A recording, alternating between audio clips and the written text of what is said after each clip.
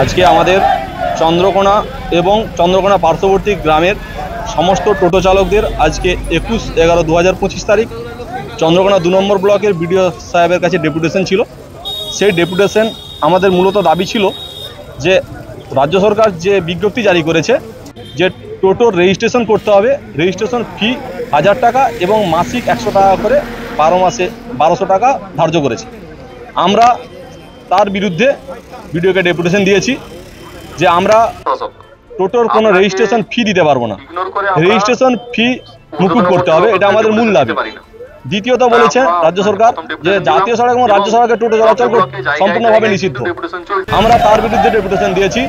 আমরা বলেছি রাজ্য সড়ক এবং জাতীয় সড়কে আমার টোটো চলাচল করতে দিতে হবে।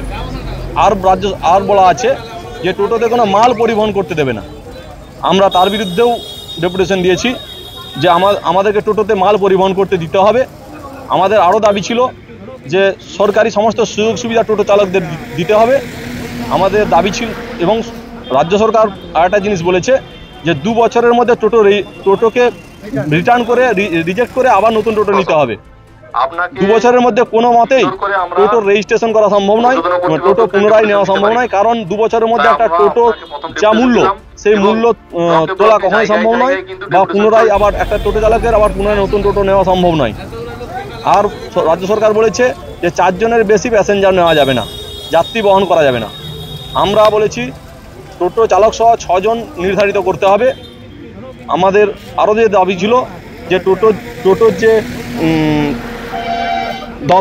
টোটো চালকদের সরকারি সমস্ত সুযোগ সুবিধা কিন্তু দিতে হবে। আর আমরা রেজিস্ট্রেশন করতে ইচ্ছুক, কিন্তু কোনো ফি দিতে রাজি নই। এই ছিল আমাদের মূল দাবি।